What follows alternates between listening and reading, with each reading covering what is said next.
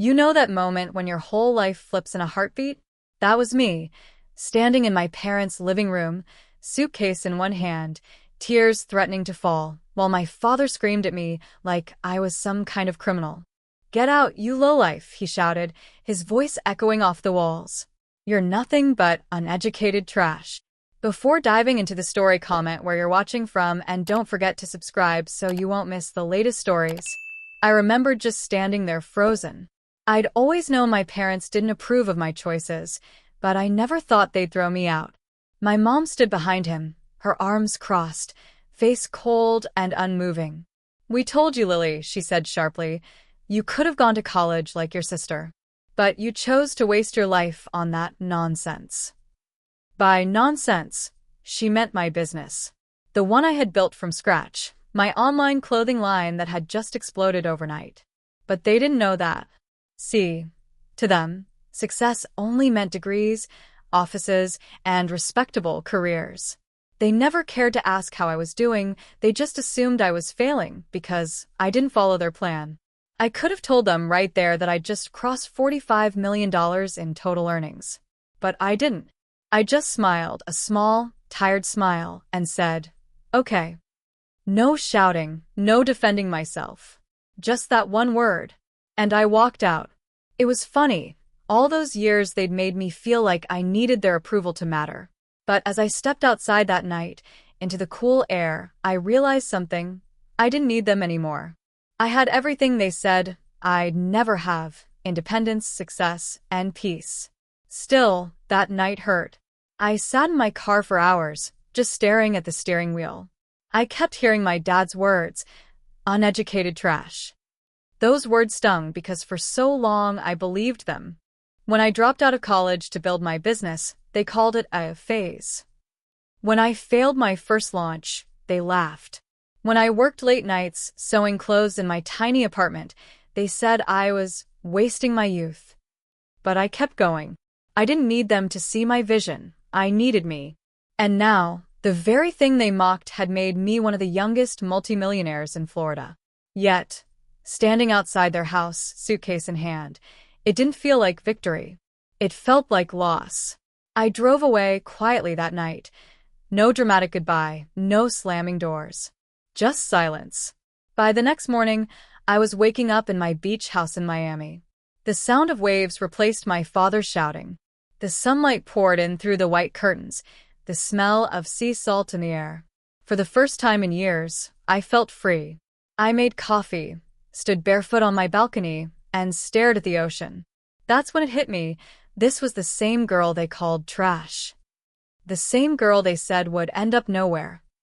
And here I was, looking out at the ocean from my own $12 million house. I should have felt happy. But part of me couldn't stop replaying that moment. My dad's face, my mom's silence. How could parents say that to their child? It wasn't just about being thrown out. It was about being unwanted, rejected by the people who were supposed to love you unconditionally. I kept wondering, should I have told them?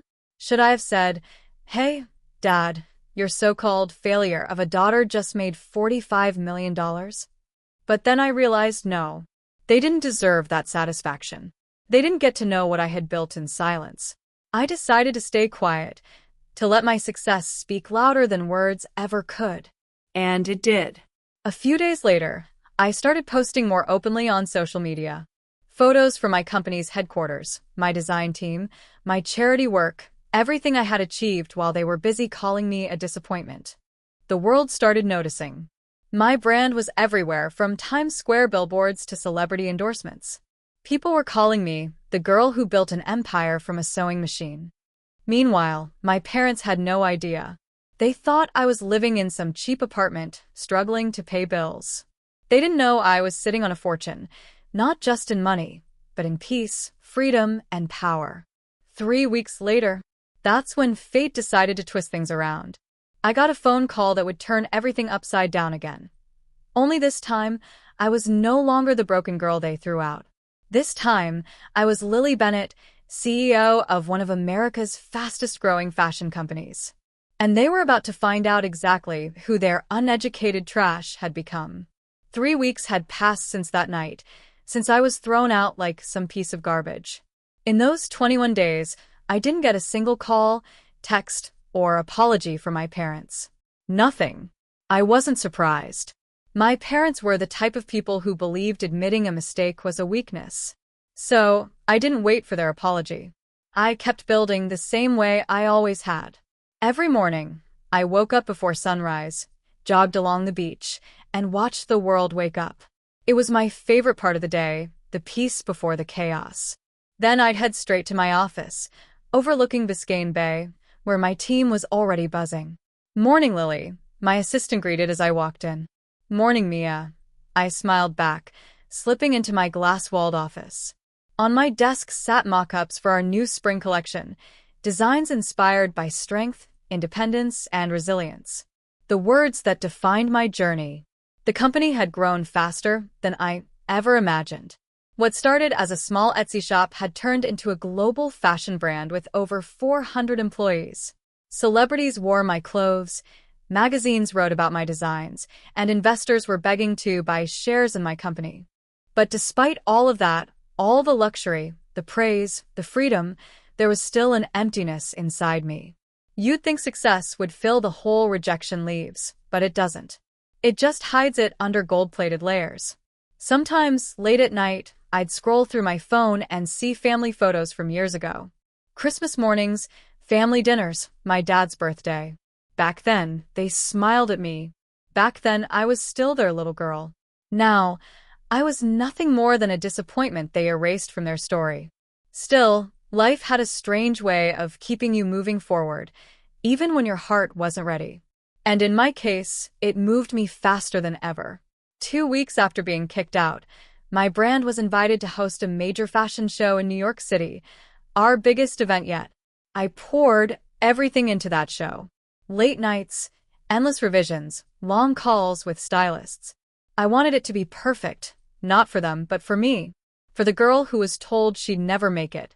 And it was perfect. When the lights dimmed and my first model walked the runway wearing my favorite design, a white gown embroidered with the words, "Worth it," the entire crowd rose to their feet. Reporters called it a revolution in independent design. I just called it healing. When the show ended, I walked backstage to thunderous applause. Cameras flashed, microphones pushed forward, questions flying at me from every direction. "Lily, what inspired this collection? How does it feel to be one of the youngest self-made millionaires in the country?" I smiled, my heart pounding. "It feels like freedom," I said simply. Later that night, after the chaos settled, I sat alone in my hotel suite with a glass of wine and watched the replay of my own show on TV. For the first time in a long time, I cried, not because I was sad, but because I was proud. I had built this life without the people who were supposed to believe in me. And then life decided to throw in a twist I didn't see coming. It started with a single message on Facebook. A name popped up I hadn't seen in months, Mom. My heart froze. For a few seconds, I couldn't move. I just stared at the screen. Her message was short. "Lily, I hope you're okay. We need to talk. It's about your father." A dozen emotions hit me all at once. Anger, confusion, guilt, fear. I hadn't heard from them since they called me trash. And now suddenly they wanted to talk? I didn't reply. Not yet. I needed time to think. For 2 days, I ignored the message. But something kept nagging at me. The tone of her words. It wasn't angry. It wasn't prideful. It sounded desperate. Finally, on the 3rd day, I replied.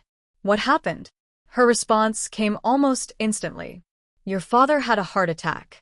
He's in the hospital. Please, Lily. He keeps asking for you." My heart sank. I put my phone down and just stared at the ocean through my window. After everything he'd said, after the way he'd humiliated me, he still wanted to see me.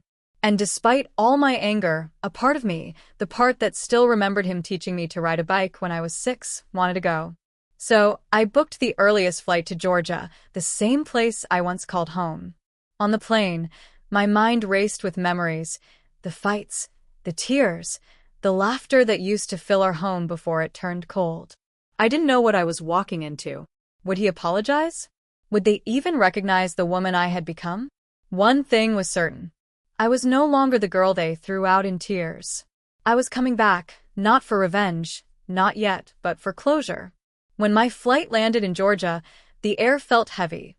The kind of air that carries old memories you never wanted to breathe again. As I drove through the streets of my hometown, everything looked smaller. The houses, the stores, even the trees seemed like shadows of the past. And then there it was, my parents' house. The same white-painted walls, the same neat little yard, but somehow it didn't feel like home anymore. I parked across the street, staring for a long minute before walking up to the door. Mom opened it. For a moment, she just stood there, eyes wide, lips trembling slightly. "Lily," she whispered. "Hi, Mom," I said softly. She looked different, older, tired, almost fragile. Her voice shook when she spoke. "He's inside. He's been asking for you all morning." I followed her into the house, and it was like stepping into a museum of my childhood. Same photos, same couch, same smell of cinnamon from her candles. Except now there was a hospital bed in the living room. Dad lay there, pale and frail, with tubes and monitors surrounding him. For a man who once roared like thunder, he looked impossibly small. He turned his head slowly and met my eyes. For a second, neither of us spoke. Then he said in a hoarse whisper, "You came." I swallowed hard. "You asked for me." He nodded, tears forming in the corners of his eyes. "I shouldn't have said what I said that night," he whispered. "I was angry. I didn't know." Didn't know what? That his uneducated trash of a daughter had built an empire? That the girl he threw away had become something he could never imagine? I wanted to scream, "You should have known." But I stayed silent. He coughed weakly, his voice breaking. "Your mom told me about your company. About the money. Is it true?" I felt my jaw tighten. Why does it matter now? His eyes searched mine for forgiveness, maybe for pride, maybe both. "It matters," he said, "because I was wrong about you." The words hung in the air. For years, I dreamed of hearing them. But now, they didn't bring comfort. They just brought pain, too little, too late. My mom placed her hand on my shoulder. "He's been regretting it, Lily. Every single day." I looked at her, the woman who'd stood there silently while he threw me out. "And you?" I asked quietly. "Do you regret it too?"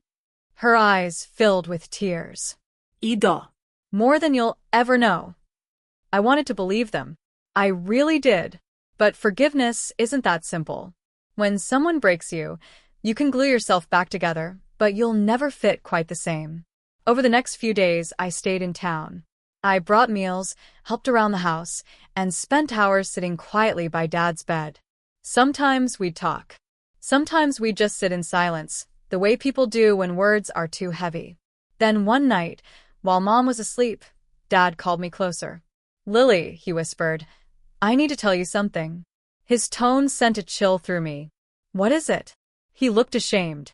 "The night I kicked you out, I wasn't just angry. I was jealous." That word hit me like a slap. Jealous? He nodded weakly. "I spent my whole life working jobs I hated, trying to be respected. And you walked away, took risks, and somehow made it. It made me feel like a failure." He wiped a tear from his cheek. "So, I made you one instead." I didn't know what to say. My heart twisted. Anger and pity tangled together. This was the man I had feared my whole life, now confessing that his cruelty came from envy. He looked at me, eyes glassy. "I don't deserve your forgiveness. But I need you to know. I'm proud of you, Lily." For a second, I almost broke. Almost reached out. But before I could speak, the monitor beside him beeped faster. His breathing hitched. "Dad." I called out. Nurses rushed in, alarms blaring, my mom screaming his name. I stood frozen as they worked on him, the man who'd hurt me most, fighting for his life again. Minutes felt like hours. Then, finally, one of the nurses turned to us and said, "He's stable. But he needs rest." Mom collapsed into a chair, sobbing quietly. I stepped outside, my heart pounding, tears burning my eyes. The cool night air hit me like ice. For the first time in years, I didn't know what to feel. Relief? Sadness? Anger? Maybe all of it. But one thing I did know, this wasn't over. Not just with him, but with everything that had happened. Because while I was sitting there trying to make peace, I didn't realize something else was happening behind my back. Something that would turn my sympathy into rage. A week later, I'd find out that my parents hadn't called me out of love or regret. They'd called me because they were broke, and they thought their trash daughter was now their golden ticket. And that's when the real revenge began. A week passed after Dad's collapse. He was recovering, and I was starting to think maybe things were finally healing. Maybe my family was finding its way back. But peace never lasts long when lies are built underneath it. It started small. One afternoon, while Mom was out shopping, I walked into the kitchen to grab a glass of water. My phone was charging on the counter, but I noticed hers lighting up, a message preview from someone named Rick, bank manager. It read, "Still no update on your daughter's transfer? The hospital bills are overdue. We can't extend another week." My stomach dropped. Transfer? What transfer? I unlocked her phone, the same way I used to help her with when she forgot her password, and opened the messages. There were dozens of them. Bank statements, late payment warnings, mortgage threats, and one message that made my blood run cold. From my father, sent just a few days before his heart attack. "Once she's back in our lives, we'll convince her to help us financially. She owes us that much after everything." I stood there, frozen. They didn't want forgiveness. They wanted money. The guilt, the tears, the hospital calls, all of it was a setup. For a moment, I couldn't breathe. My hands shook as I put the phone down. I wanted to scream, cry, throw something. But instead, a strange calm washed over me. This wasn't just betrayal. This was manipulation, and I'd spent my whole life being the victim of it. Not anymore. That night, as they sat at dinner, I watched them closely. Mom smiled warmly. "It's so nice having you home again, sweetheart. Feels like old times." I smiled back, hiding the storm brewing inside me. "Yeah, it really does." Dad coughed, then said, "Lily, we've been meaning to talk to you about something important." "Here it comes." Mom placed her hand on mine. "The hospital bills have been piling up. We didn't want to bother you, but—" I interrupted softly. "You need help paying them." They both looked relieved, like a trap had finally been sprung. "Yes," Dad said. "Just until we get back on our feet." I nodded slowly. "Of course. I'll take care of everything." Their faces lit up with gratitude, fake gratitude, the kind that hides greed underneath. And as I looked at them, something inside me hardened. I wasn't going to yell, or curse, or walk away this time. I was going to make them see, truly see what they had thrown away. The next morning, I called my assistant, Mia. "Mia, I need a private jet ready to fly 2 guests to Miami. And book a full renovation cleaning crew for the beach house. We're having visitors." She hesitated. "Visitors?" "Yes," I said, smiling coldly. "My parents."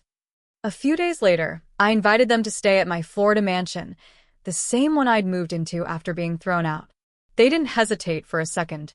"Oh, Lily, are you sure?" my mom asked, feigning humility. "We wouldn't want to intrude." I just smiled. "Your family. Of course I'm sure." When they arrived, their faces said everything. Mom's mouth fell open as she stepped into the marble-floored foyer, her heels clicking on stone imported from Italy. Dad stared at the ocean view stretching beyond the glass walls. "You live here," he whispered. "Yeah," I said casually. "It's one of my homes." They looked around like tourists who'd accidentally walked into a dream. I let them stay in the guest suite, bigger than their entire house back in Georgia. For the next few days, I treated them like royalty. Expensive dinners, spa visits, even a tour of my company's headquarters. They loved every second of it. And they had no idea what was coming. On the 4th night, I invited them to a private dinner on the terrace. The table was set with candles, crystal glasses, and food prepared by a Michelin star chef. As they sat down, my dad chuckled. "You've done well for yourself, kiddo. We're proud of you." That word again. Proud. The same people who called me trash were now basking in the glow of the empire I built from their rejection. I smiled, sipping my wine. I'm glad to hear that. You know, I was thinking, since you need financial help, I want to offer you something special. Their eyes widened. Mom leaned forward eagerly. Really? I nodded. Yes. I've been working on a new investment program through my company. It's designed to help families who've fallen on hard times. You'll be the first to join. Dad grinned, clearly seeing dollar signs. That sounds amazing, sweetheart. I continued smoothly. You'll get a house, monthly support, and even a chance to represent the brand in family-focused campaigns. But there's one small condition. Their smiles faltered slightly. Condition? Mom asked. Yes, I said, my tone soft but sharp. You'll need to sign a few public statements, telling the world exactly how you treated me. The names you called me. The night you kicked me out. The whole truth. Their faces turned pale. Dad's fork clattered onto the table. You can't be serious. Oh, I am, I said, leaning in. You see, this isn't charity. This is redemption. And redemption has a price. For the first time in my life, they were speechless. I stood up slowly, walking toward the railing where the ocean shimmered under the moonlight. When you called me trash, I believed you, I said quietly. But now, you'll tell the world that the trash built an empire, while you tried to sweep it away. And then I turned back to them, eyes steady. This isn't revenge. It's truth. And I'm just giving you the platform to share it. For a long moment, no one spoke. The only sound was the ocean crashing softly against the rocks below the terrace. My dad's face flushed red. You want us to humiliate ourselves? In public. I tilted my head. No. I want you to tell the truth. You've spent years lying about who I was. This is your chance to be honest. Mom's voice cracked. Lily, that would ruin our reputation. Everyone in church, our neighbors. I laughed, a low, bitter laugh. Reputation? You mean the same people you told I was a failure? The same people you let believe I ran away because I was ashamed? They didn't respond. Their silence said everything. I took a slow sip of wine, then continued. I'm not doing this to destroy you. I just want the truth out there. You called me uneducated trash. You kicked me out, and yet here I am, successful, happy, and standing on my own. You made me your shame, and now the world deserves to know how your shame became your survival. My dad pushed his chair back angrily. You're being cruel. I looked him dead in the eye. No, Dad. I'm being honest, something you never were with me. Mom's tears started falling, streaking her makeup. We didn't know how to handle you. You were different. Ambitious. We were scared. For a second, that almost got to me. Almost. But then I remembered the night I stood on their doorstep, suitcase in hand, as they called me worthless. I'd begged for understanding then. I wouldn't beg for it now. Sign the statements, I said quietly, and I'll make sure you never have to worry about money again. Refuse, and you'll go back to Georgia, to the debts, the foreclosures, the people who already whisper behind your backs. They looked at each other, shame, fear, and pride flickering between them like lightning. Then, slowly, my mom nodded. We'll sign. My dad hesitated, jaw tight, but he followed. The next morning, my legal team arrived with the documents, statements written clearly and truthfully, signed by both of them. Every word was real. Every memory verified. And within a week, those statements went live. I didn't post them on gossip blogs or tabloids. I posted them on my company's official website under a new campaign titled, The Price of Perseverance. The campaign told my story, the real story from being thrown out to building an empire. But it wasn't just about revenge. It was about truth, about the millions of young people told they'd never be enough. The public reaction was explosive. Thousands of comments poured in. This story gave me chills. She turned pain into power. Her parents must be eating their words now. Fashion magazines covered it. Motivational speakers quoted it. Even talk shows invited me to share more, not as a victim, but as a woman who turned rejection into fuel. As for my parents, they got exactly what they wanted and what they deserved. I paid off their debts. I bought them a modest home near a quiet lake, comfortable, peaceful, but far away from the luxury they envied. And every month I sent them a check, enough to live, but not enough to forget. They were free, but forever reminded that their daughter's kindness was the same thing they once called weakness. One afternoon, months later, I got a letter in the mail. Handwritten. From Dad. Lily, you were right to make us tell the truth. I hated you because I saw in you everything I could have been if I'd been brave. Thank you for forcing me to face it. You didn't destroy us. You saved us from ourselves. Love, Dad. I read it twice. Then I folded it neatly and placed it in a drawer beside a photo of me at 16, before life had hardened me. That letter didn't erase the past, but it gave it meaning. One evening, I walked out onto my balcony, watching the sunset paint the sky in gold and rose. Mia joined me, handing me a glass of champagne. You did the right thing, you know, she said softly. I nodded. Maybe. But the right thing doesn't always feel good. She smiled. Still feels like victory. I looked out at the ocean and thought about everything, the pain, the rejection, the fight. They tried to break me, but all they'd done was forge me into steel. And that's when I realized something deeper. Revenge isn't always about hurting someone back. Sometimes, it's about showing them you survived, beautifully, loudly, and unapologetically. That night, as the waves crashed against the shore, I whispered to the wind, the same words my father once threw at me. Get out, you lowlife, he had said. And I smiled. I did, I whispered back. And I built a life you could never imagine. Then I raised my glass to the dark horizon, the reflection of my success shimmering in the water. To every daughter who's ever been told she'll never make it, this one's for you. If you felt Lily's revenge gave you chills, don't forget to hit that like button. It really helps this story reach more people. Subscribe to Revenge Files for more powerful real-life inspired revenge stories that'll leave you speechless. And remember, karma always finds its way back.